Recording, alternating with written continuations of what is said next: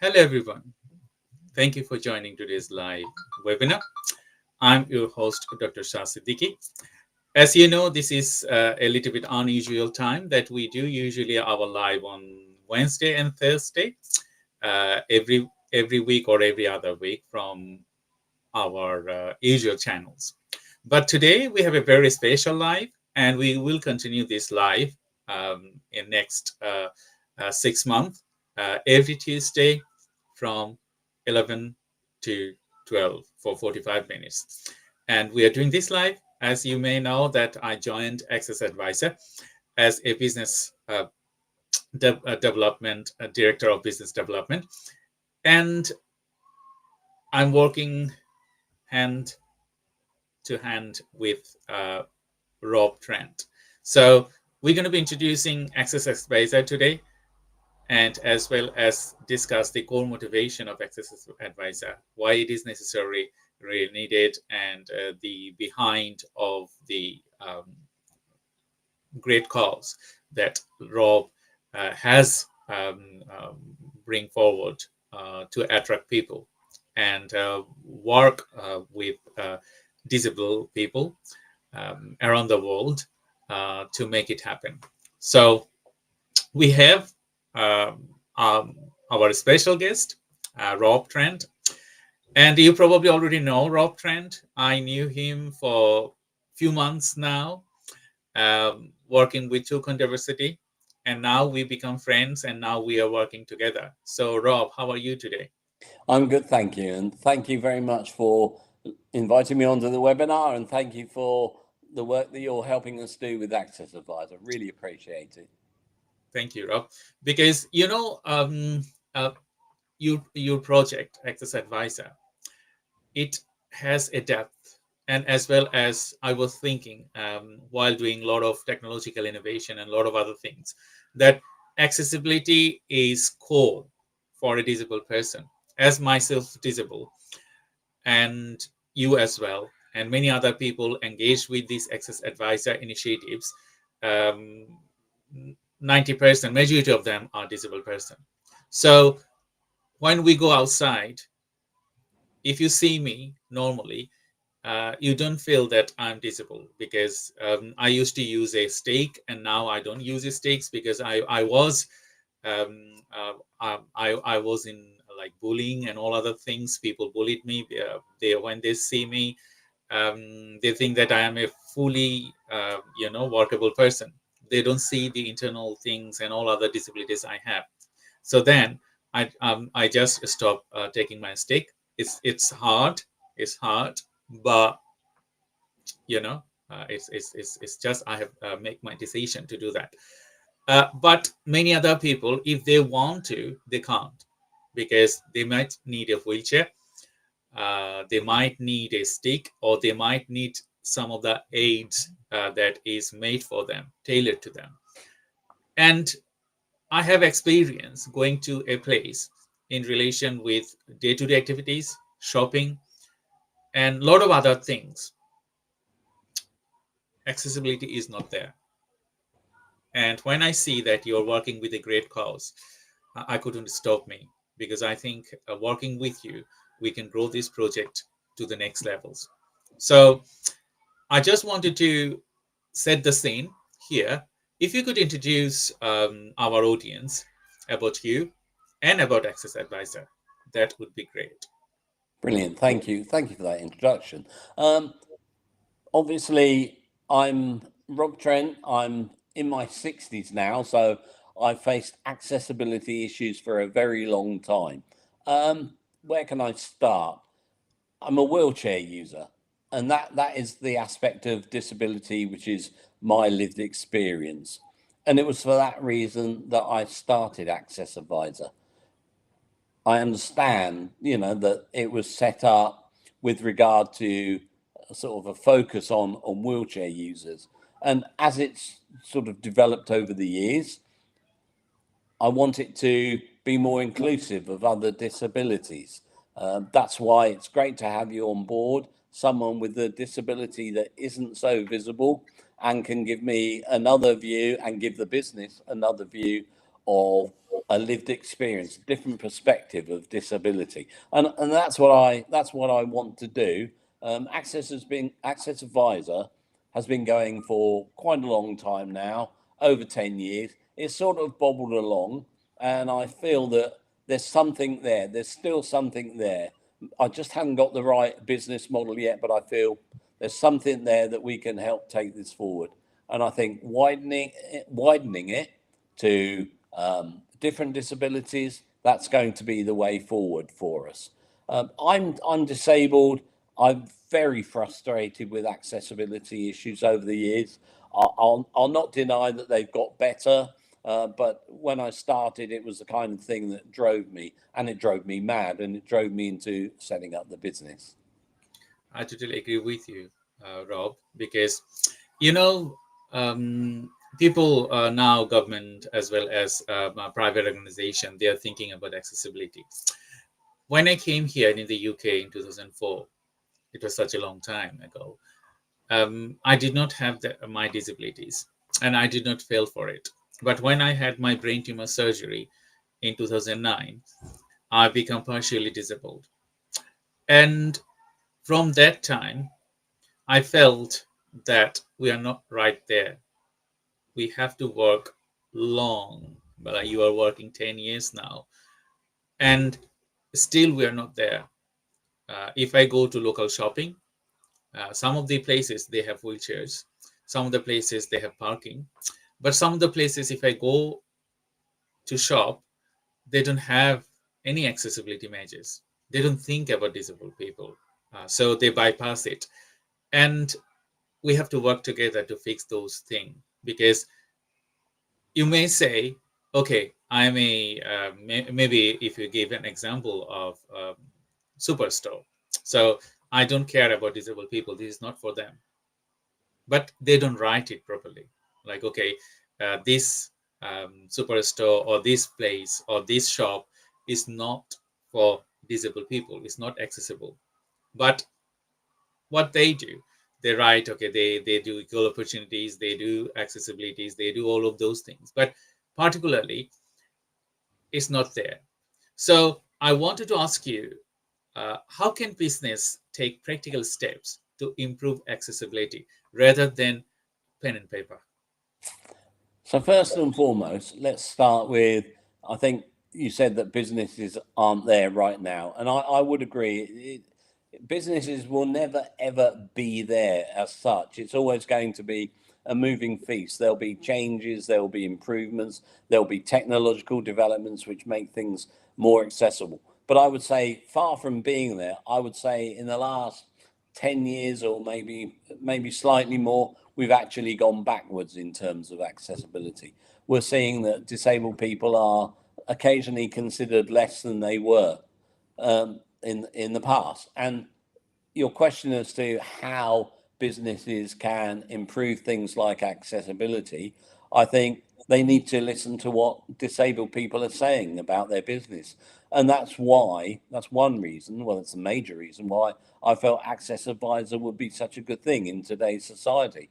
I think what I want it to be is a kind of TripAdvisor for disabled people, where the focus is on not on the food was rubbish or the water was too cold, but the accessibility was wrong. And I want to take it forward. And I want more disabled people to get involved and sort of bring forward their thoughts, and we take them to business. And if they want to take it to their business, take it to a business, because the more people you include in your business and in your services, the wider your market is. I mean, that's just obvious. You know, there's a financial reason as well as an ethical and moral reason for improving accessibility. I do get what you're coming from, but you know, when people think about accessibility, there's a huge investment there. They need to think about properly, plan properly, and then execute their methodology to create accessibility. Big corporations, they are very well ahead.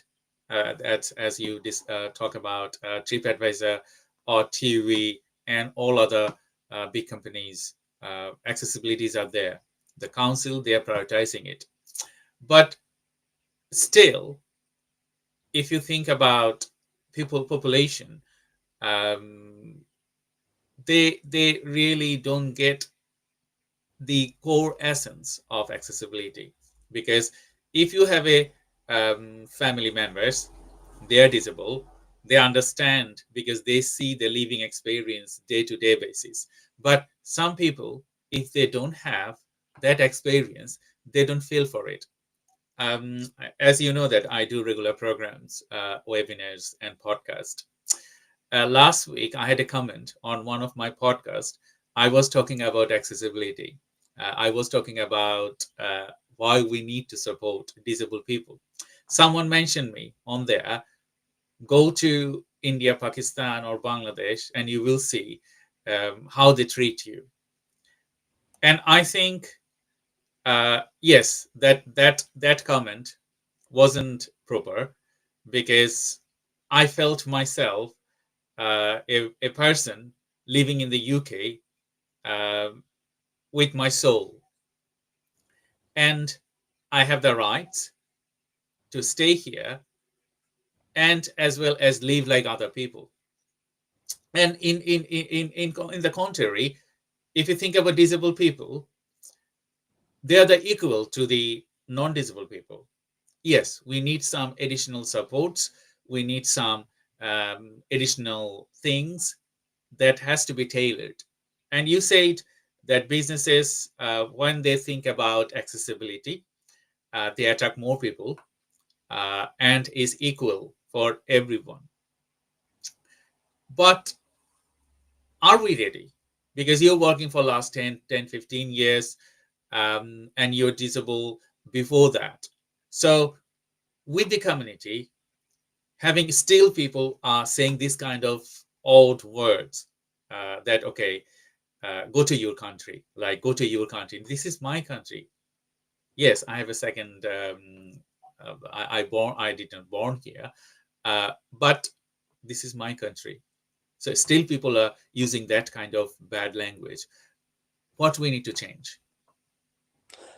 Well, I think we need to, as disabled people, we need to make sure that if we work for an organization, that we're influencing that organization in ways, in any ways they can. So if a business is coming up with a new project and you're a disabled person that works for that business, then make sure that that business is considering disabled people when they're designing things. We need to be in at the start of things, and that applies at government level, at international business levels, national business, and even down to local things, where the saying is nothing about us without us. And I can't speak for your lived experience, but I think it applies that, what we need to do is make sure that we can get involved in any change that's going on and try and improve things. And again, I'll come back to the fact that that's what I think Accessadvisr is for, to try and get us as disabled people involved. I totally agree with you, and I know that we have, I think, around 1,000 people supporting us with Accessadvisr in Facebook groups, and as well as all our website and social media. So I especially thank all those people. They are supporting Accessadvisr, and we need your support to extend our work, because we have taken some projects. So I and Rob, we are working together to create the next level Accessadvisr.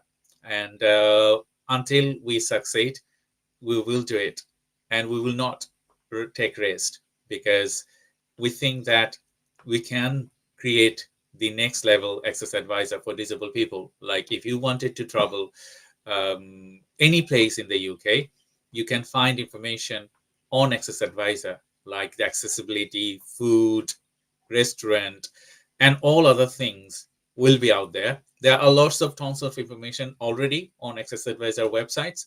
So if you wanted to visit the Accessadvisr websites, please visit Accessadvisr, and as well as record your experience, because we need impartial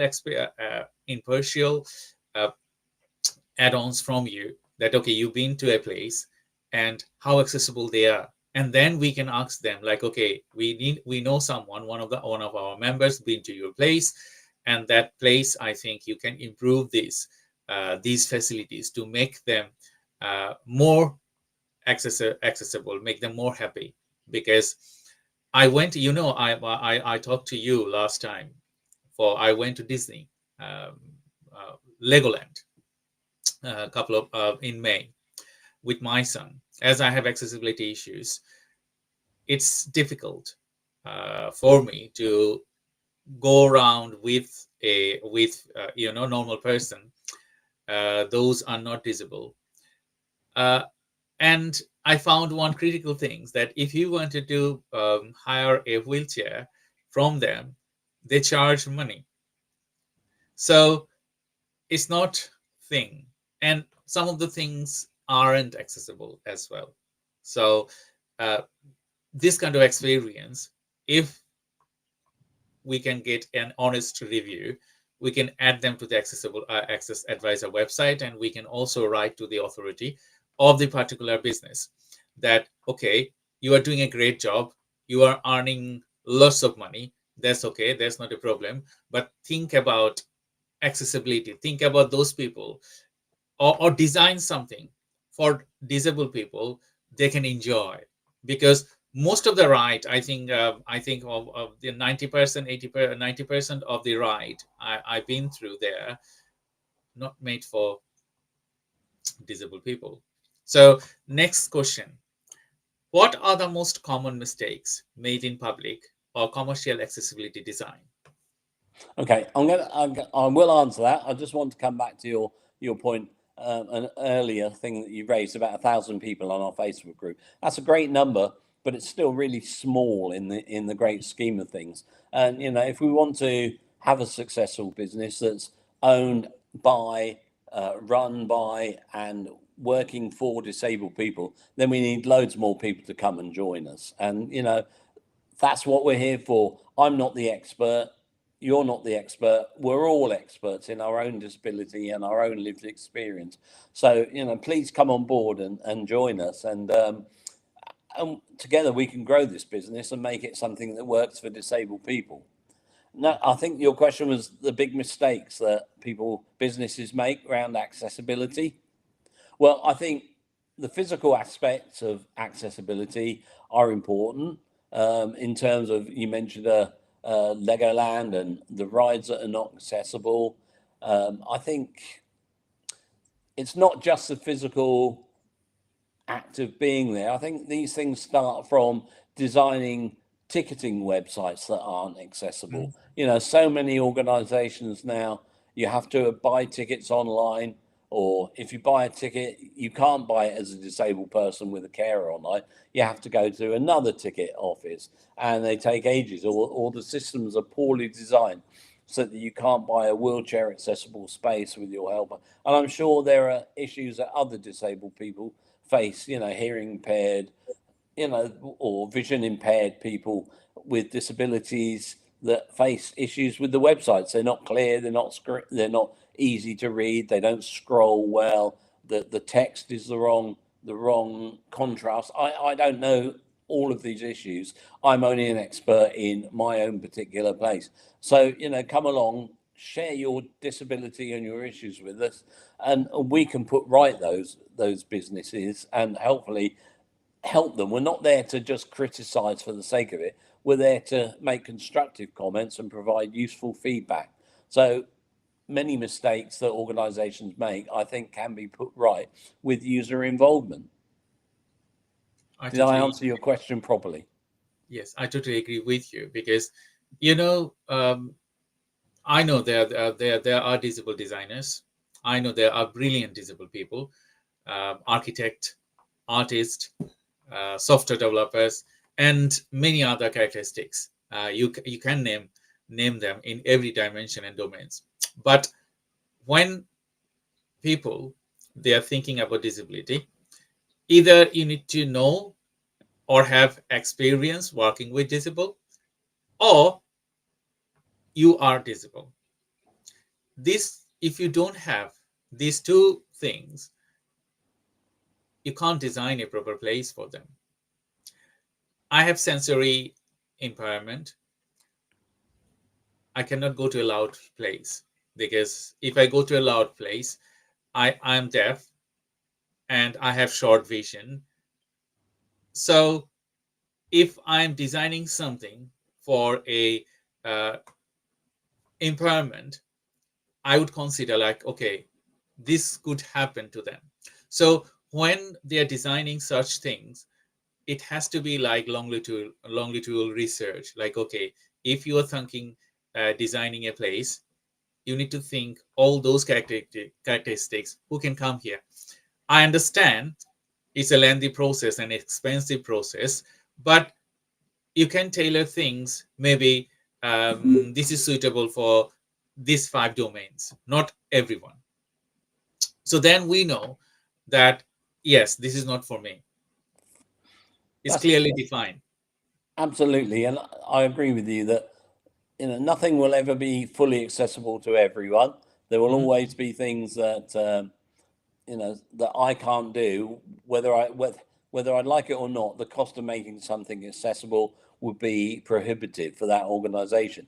But things like recently, I went to an attraction. I'm not going to name it. I'm not going to say it on here. But I went there and I paid a very full price. And in the end of the day, when I got in, I could only go on a very small percentage of rides. And to me, that is just, that's wrong. Why should I be asked to pay a full amount when I can only enjoy less than half, probably even less than a third of the experiences on offer? So, I Mhm. understand that those rides will never be accessible to me, but then I think, there are adjustments that you can make, and one of those is not charging someone the full price for experiencing that entertainment.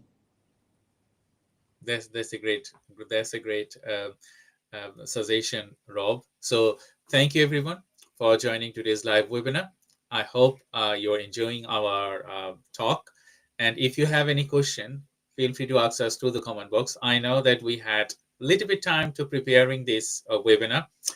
And we needed this because we need to talk about Accessadvisr. We need to introduction and a lot of other things. So that's why we are doing it. Hopefully, from next month, as we are doing second week of each month, uh, Tuesday, 11 to 12. So stay tuned to our Facebook pages and all other things. LinkedIn, YouTube, you will say what we are doing. We're going to be bringing people here as well. So we're going to be talking about many disabled people, um, regardless of their race, gender, and age. Uh, we wanted to value everyone and we wanted to hear from them, their experiences and their how they manage if they go out. Because, Rob, sometimes if I wanted to go somewhere, I don't go there. Why? I know that that won't be accessible for me. So uh, you see, that's many disabled people, they don't go out. There was a BBC news about accessibility. Like, if someone wants to go to work, they can't. There isn't any accessible buses. There isn't any accessible road. There isn't any accessible places they can go to from place A to place C. So if the government they want disabled people to get into work, they have to fix those problems first. Otherwise, it's going to be chicken and egg. Who is doing what and what will come and how we're going to fix these problems. So I will continue my conversation. And Rob, my next question: what role does lived experience play in design accessible places? I think the more that we listen to the views of disabled people and our own particular lived experiences and feed them in to businesses, we can help shape the future. And the point that you touched on about government, I think, is very important. Um, getting the infrastructure right is important as well. When I used to work, um, thanks to Motability, I was able to get a van that I could drive myself to work. Before that, I used something called Access to Work, which helped pay for taxis to get me to work. And now I understand, from other people that access to work is under threat. And I think that's something, I mentioned that, we're going backwards in these things, and we need to help disabled people get to work. Before I retired, I had a job for 32 years, thanks to help from the government and help from my organisation. And the infrastructure is key. When I used to go to London, I could get a bus every 5 minutes. I could get on the tube. I could get a train to London, and it was easy to get around London. But here, where I live on the south coast, the roads are rubbish. The pavements are poor. You sometimes wait an hour for a bus, and if you're lucky, it will turn up on time. And so getting to work, although I've done my time going to work, for other people, that makes it more difficult. And government and businesses need to look at that and listen to their disabled employees or potential disabled employees and ask them what they need. That's a great answer. Rob, we have a question from one of the viewers, and he asked, how can digital accessibility be improved alongside physical infrastructure? Well, thank you for that question. I think it is key because we're just moving rapidly into an increasingly digital world, and I'm facing things like this now where I'm trying to buy a season ticket. Let's say I'm trying to buy a season ticket for my football club. I won't tell you which one it is because you'll all switch off. But I'm trying to buy a season ticket, and I've got the option to either buy a paper ticket or have it streamed to my phone every match. Now, I'd love to have it streamed to my phone, but for me, holding a phone or attaching it to my wheelchair, it makes it that little bit more difficult. So it's trying to find ways that we can fine tune. Let's not just send it to everybody's phone and expect them to be able to understand it or use it even very easily. I can use a phone, but setting it up, and like I've got one beside me here, I've got it on a music stand. Now, when I go out, I have to attach it to my chair. So addressing the idea of digital accessibility, I want to have it on my phone, but I also want it to be easy so that I can use it and not put me off buying an accessible ticket.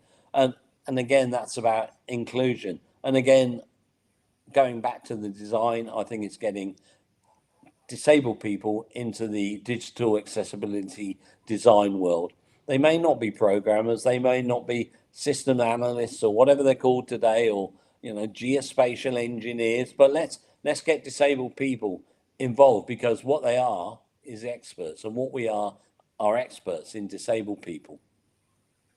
Yes, I totally agree with you, because as I described earlier, because you're going to be designing something for disabled people. So if you do not keep them in the loop, then the things you're going to be designing, it will not fit for purpose. You might design something for some reasons.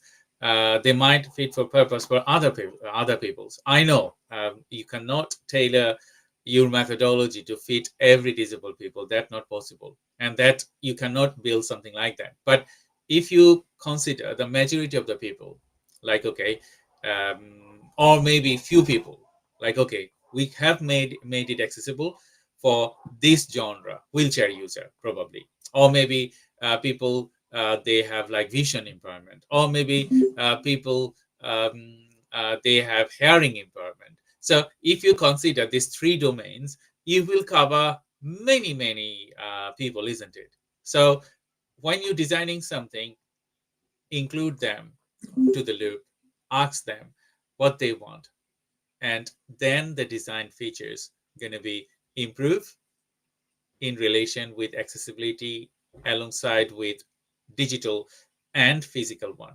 As you described that, I would say it's a gap, because people, if they don't have any limbs, if they want that digital receipt to store on their phones, if they to go to an accessible place, and if they cannot find it or they cannot use it, is no meaning of sending them a digital receipts if they cannot use it. So you need to make it accessible.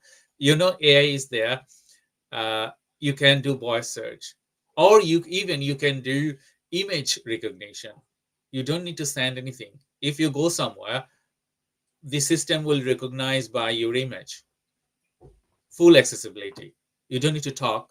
If you cannot talk, you don't need to do anything else. So I think we need to work alongside with the organization to make it accessible. And I think if any of the organization or councils, they are listening or watching this webinar, feel free to contact us. We have people within our community. Most of them are disabled, and they will be happy to work with you to make accessible places. Rather, it doesn't matter, it is a shopping mall or a football ground or any other places. So thank you everyone for joining today's live webinar. I'm Dr. Shah Siddiqui, and I have Rob Trent, and we are talking about Accessadvisr, the initiative that we are working together to bring accessibility to people and for people. My next question, Rob, as you are a mouth artist and people know about that, how art and creativity help in breaking accessibility barriers? I think that's a difficult one because my personal experience and my lived experience of art is that, I paint primarily because, you know, I love it. I also paint for the mouth and foot painting artists. So I produce cards and I produce pictures for calendars and things like that. How does it help? How does creativity help accessibility? I think it shows to me that, given the right sort of environment and setup, I can be the artist that I want to be, the artist that I dreamed of being. So, for example, we're here in my studio today. I can't show you it now, but I've got an easel which was made by a group called Remap, and they help disabled people make equipment for them. It's voice controlled. It moves the easel up and down on my command using, I won't say the name, but using the Alexa. Well, I've said it now, Alexa, just in case it goes off. And it moves the easel up and down or left and right. And it means I can paint and I can be more creative. I can create bigger pictures.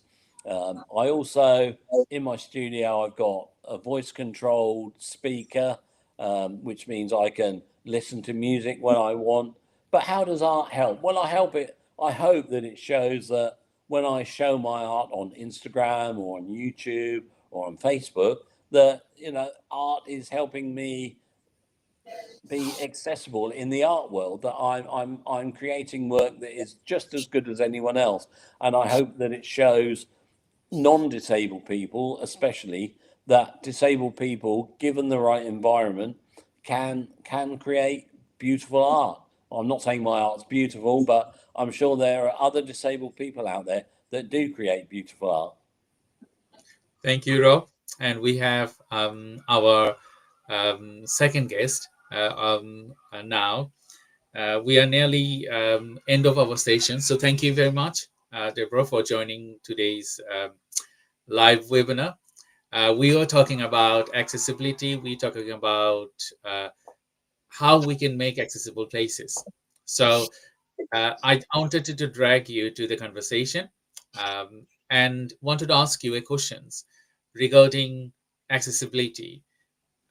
What do you think that we aren't there?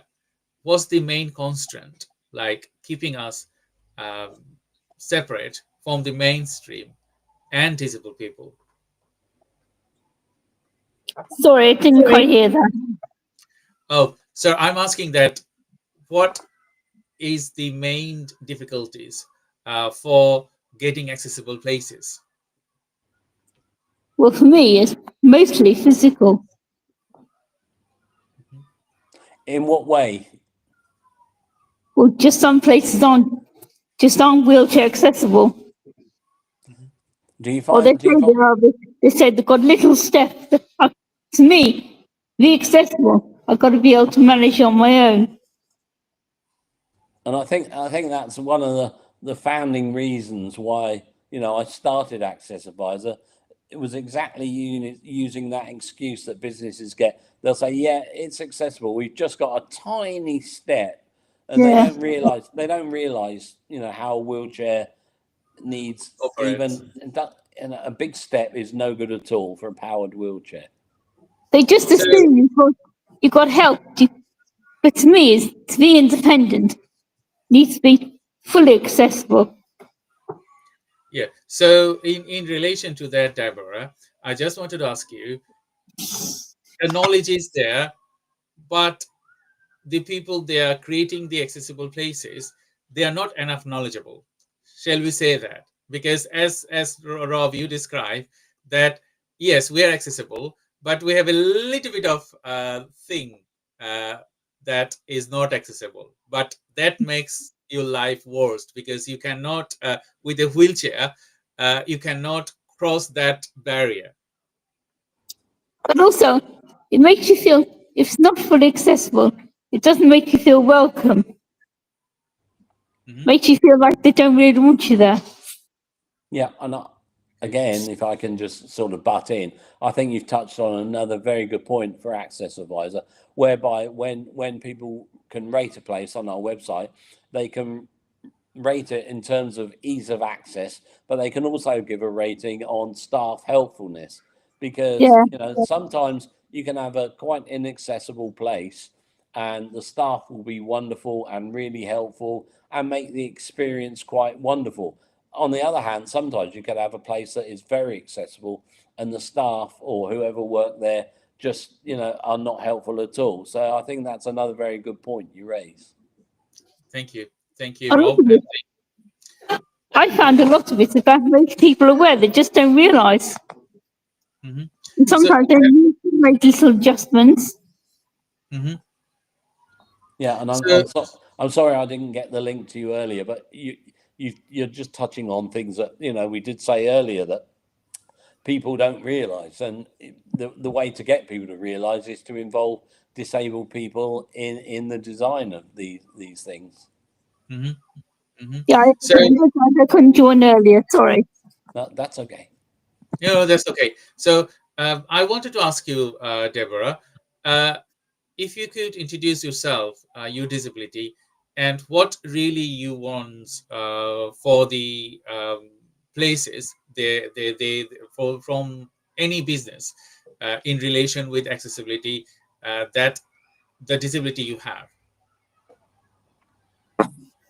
For me, someone has to be wheelchair accessible and have a wheelchair accessible toilet. That's the most important thing for me. Yeah, we can see that there are many places you can see a wheelchair accessible facilities and as well as toilets, but still the design features is not there. So in relation to that, have you ever been invited to any of the work that people are doing nowadays for corporation, for businesses, for council, to talk about how they can make places accessible? Any of you, Rob? I'll let Deborah go first. I always try to give feedback on places I've been to, and it's quite nice when you get replies as, "Oh, we didn't realise that." And I've also been doing some work with a thing called Barnwood Trust, which works in Gloucestershire. And they try and make more places aware and accessible. That's Thank you. I would say. In the past, I've done work with the football stadium design council to help come up with guidelines for, you know, wheelchair users at football grounds, ticketing things, been involved in user groups.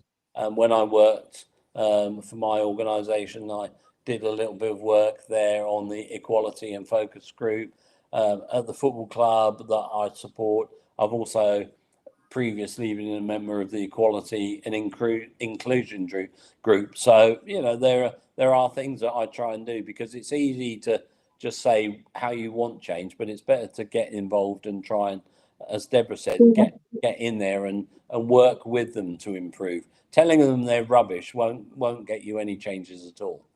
I totally agree with I try to give constructive feedback to places, and sometimes it's just a matter they hadn't realised, and they make such a difference. Mm-hmm.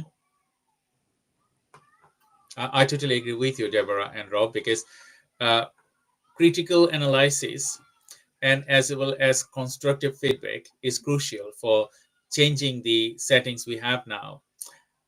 If you do not analyze those things, and if you all the time you are just saying that this is complaint, this is complaint, this is complaint, those people, they wanted to make their place accessible, they wouldn't like it, because we have to understand that making accessibility also needs lots of investment.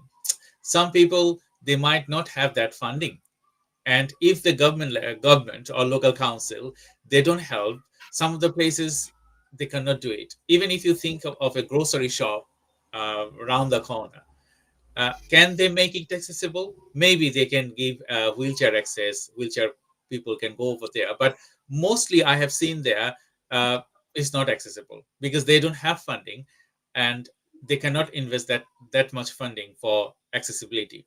But places like shopping malls, places like recreation places, hotels, and all other places, I have seen that most of them, they have accessibility, but the design feature is not there.